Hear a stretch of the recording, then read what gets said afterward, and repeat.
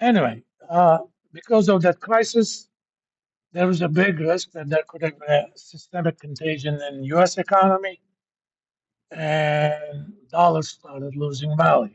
Okay, and suddenly these guys they're losing their shirts on the hedge parts. Okay, dollar went down as low as uh, 170 again, and as soon as it went to 170, these guys closed the future position, so they were pretty much unaffected by the whole thing. Of course, Fed intervened, and within 2 weeks, that issue was gone. Do you know where dollars benchmark went up to within a year of that? 230. So these guys lost about $20 million on that deal by putting themselves in a position where they did not explicitly feel the loss. Even though you're hedged, on one side, your cash flow is much better because of the long-term cost of the borrowing. On the other side, on the short term, you're paying a little bit more on the hedge.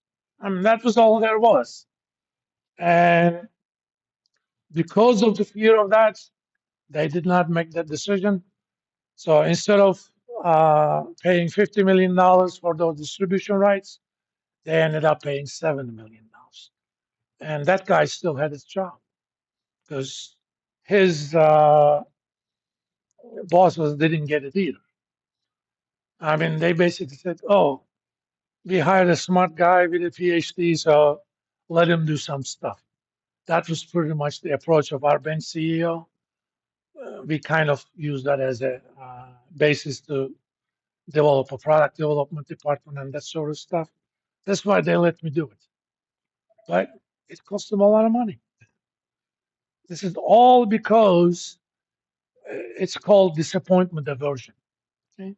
It's a very common bias in all parts of life. If you don't think you made an active decision, you can't be disappointed, right? That's kind of the idea. Now, some other biases, one of them is called mental accounting. You put monies into mental buckets, but all money is fungible. Suppose you have $100, 200 of them, $1,000, 200 of them is in your left pocket, $800 of them in your right pocket, and you allocate that 200 into something risky, you allocate 800 into something not that risky. But at the end of the day, you have, $1,000. So it doesn't matter in what pocket they are. I myself have done stuff like that. Years ago, publishers had more budgets for these marketing shticks.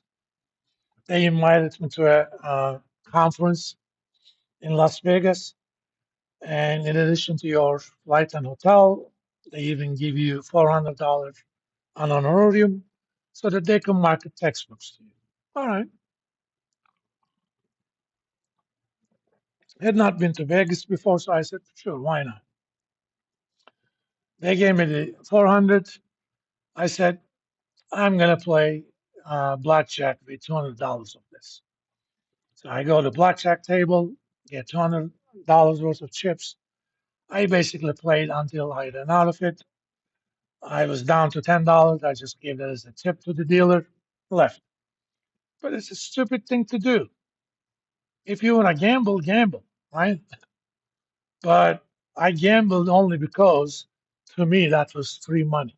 Okay, it is stupid, but I suppose I derive some pleasure out of it. That was my benefit in that sense. And if I had made money, I had made money. I mean, I can count some cards. I can't count six decks. I can count three. But even if you can count six decks, you need to be lucky. And you typically, you know, takes a while to be able to make money counting in blackjack.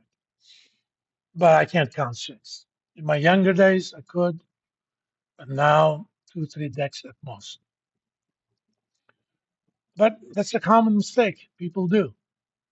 You know, there's also the house money. Let's say you made an investment, you put $50 into it, suddenly that became 500. The right thing to do probably is to take a lot of that profit out. And if you still like the stock, you can still, run it. But people say, oh, I'm already in the money, so I'm not going to worry about losing money. That is completely, that is a very common behavioral bias. People call it house money. I'll give you an example. I ended up getting lucky initially, then I ended up losing a lot of money because of this. Back when I took that job in London, I quit my existing job because they were going to pay me while I was being approved for work permit. I figured I had some monies left from my day trading of exchange rates. I had slightly over $5,000 profits. I figured it's house money, right? So, and I knew yen dollar trade very well. This uh, late '97. I go in and I made it. Dollar yen was trading around 120. I made a bet that it was going to go above 135. I bought a essentially way out of the money call option. And given volatilities are relatively low in exchange rates, these were cheap. I bought them within 2 weeks. Dollar yen went up to 134. My uh, 57 $5,000 became $57,000. I cashed in. Great, right? And then I realized this was an overreaction. I figured it's going to go below down 125. I bought a put option on 125 this time. It took a little bit longer, but dollar yen went down to around 120 or so, and my 57,000 became $500,000. All this happened in two trades within less than a month and a half. Two things happened. Two kinds of biases. One, I now feel that I am invincible. Okay? Basically, everything is me. I was not lucky. I was just the greatest thing that ever lived. I had clients who were mimicking my trades, but later realized that I was lucky. I should not have put in $57,000. I mean, I didn't see anything wrong with the position I took, but the size was too big. I just got lucky. All right, $500,000. My wife heard from my broker, they were good friends, that I made a lot of money. She didn't tell her how much, but she comes to me and says, I hear you made a lot of money. Okay, what do you want, honey?